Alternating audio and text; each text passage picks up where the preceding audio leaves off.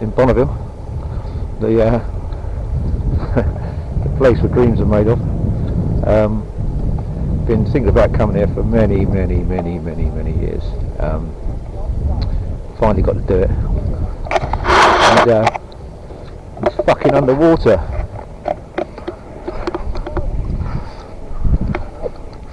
They've had a lot of rain here, and even for Speed Week it was interrupted, and unfortunately with the weather we've had, although we've not actually experienced any rain, there is some salt there by that 45-mile-an-hour marker that I'm going to stand on. But this is pretty much the road that comes down to it, goes around here and goes off the end of that there, and then that's Bonneville. And in the distance there, I don't know if you can see right out in the distance there's the mile markers, and those markers are stretched every mile for 8 miles, and that's where the cars, bikes race across there at speeds of 4, 5, 6, 700 mile an hour. Usually we'll be able to drive off the end of this road here and drive on to the salt and drive out there and park up on your RV or whatever else, and then watch the racing. But I've been saying that same phrase since I got here. My favourite phrase now is shit happens. You couldn't odds it, really. Couldn't odds it. But you can see, I don't know if you can see up there on that mountain there, we've had a lot of snow. So you can see there on these mountain tops, there is definite snow all around these peaks, all around us, and snow on that one up there. Right round, it's like a lunar landscape, part of what we're going through now. It's the only way I can describe it. But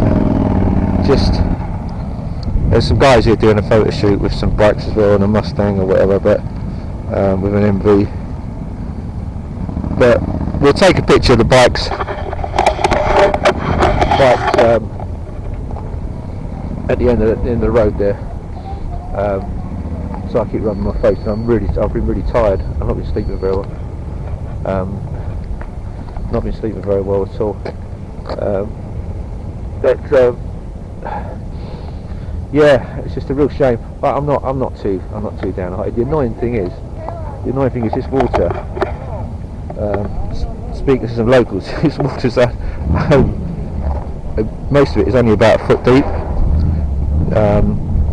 It's not draining off, and you can see that it's not very deep at all. You can even see the tyre tracks where vehicles have been on there, even up to a couple of days ago. I think it was actually cancelled on Monday, but a lot of people still turned up, and we've met a few guys that have come over who are due to be racing. Oh look, there's some salt there. I might grab a bit and take it home with me. It's just what it is, isn't it? I'm not one for getting stressed about shit like this anymore. One good thing is the bikes that we got are just so much better than the bikes the bikes we're meant to have. So much better, and it's been good fun. It's been tough at times. Coming down to get here, you have to come across the lake from Salt Lake City, and people think Bonneville's Salt Lake City, but it's not. It's 110 miles from Salt Lake City, and it's 110 miles on that road over there. You can see that traffic over on that road over there. I'm pointing in the sun, I know. That road over there, that road there goes dead straight for pretty much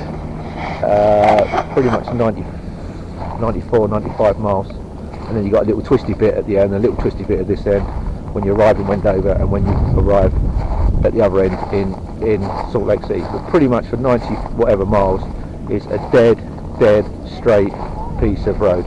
4 lanes, 2 lanes either side, but you can imagine the expanse either side. You've got nothing. You've got mountains there. I mean, those mountains look like they're quite close, but this mountain here, this sort of snow-peaked mountain, I could see that when I left Salt Lake City, and to be honest, it wasn't getting any closer. You know, when you're on a bike and you've only got yourself for company, which in my case is a bit fucking scary, it got a bit monotonous, and also ate the fuel up. And out here, you've got to remember, you've got to be careful with fuel. I know you think, oh yeah, just in America it's very commercialised or whatever. I thought this, and I was a bit naive about it, but speaking to locals, which is the best form of knowledge is locals, and they're telling us, you know, just make sure you don't push it and run short on gas or fuel, petrol. And very careful over it as well, because the green pump is diesel, the black pump is 95 or 97 octane petrol. So the green pump is diesel, the black pump is petrol, which is, you know, again, a bit of local knowledge goes a long way, because that could have gone horribly wrong. So yeah, fuel wise, that road was pretty monotonous. My you know, and I had a sore bum. The bike's fine with me because I'm quite a big lad, so it was quite easy to that bike wasn't a problem. Crosswinds, I've mentioned them before, I can't stress enough how messed up that is, and how much you think you've gone up the M1, or you've gone up the A3, or you've gone on the M27 or whatever, and you've had a crosswind. You haven't had a crosswind. No, not until you've come here. You've not had a crosswind. When literally you're going down this road, it's 93 miles straight road with hundreds of miles of Salt Lake either side of you, and nothing in between to break up the wind. Nothing. It literally gusts to 50-60 mile an hour, and you can be blown from the left lane to the right lane in a blink of an eye. So it's both hands on the grips, you know, no pissing around, no fiddling with buttons on the GoPro, no scratching your head or whatever else I do that I suddenly got a wake up call. I was leaning to press the GoPro button, and before I knew it, I'd gone probably 9 feet across the other side of the road in the space of about 50-60 yards. It's just kind of doing, you know, whatever speed. We're not breaking any speed records here. We're cruising. Literally got blown across the road, and if it had been beside me, I think I'd have been, you know, yeah. So you've got to be really careful when they are strong winds. Today, again, it doesn't feel like it's blowy, but then we've had that before when it feels like it's nothing and a little light breeze, but when you're motoring along at 80-90 mile an hour or whatever, and then you hit a crosswind on a bike, you know, it's pretty dangerous. But there we go. But I'm over that. You know, I've changed my underpants after that one, so it's cool. But again, there's the mile markers out there, if you can see them. Those little black, I can't see because I can't see the screen on my GoPro, so I can't see what you're seeing. There's an island in the middle there, a big lump of rock, and then there's some black bollards there that you can probably see in the distance, and then there's one over there, and it just keeps going and going and going and going and going and going and going, and it's a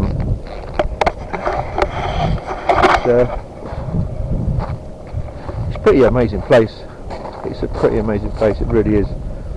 We've just come past, I'll show you in a way, I'm going to stop on the way back. Just on this road here that we've just come up, there's a load of trucks parked up down here, and we will stop on the way back. But they're filming like a zombie film, or not a zombie film, an apocalyptic film.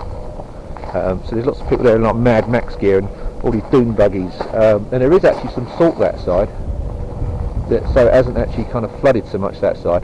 So there is some salt, so I might actually stop there. But this is the kind of prime location for that kind of Mad Maxy, kind of Planet of the Apes place to film. It's pretty stunning, but I just can't get over that snow top mountain up there. It's and, you know, it's got that cloud cover.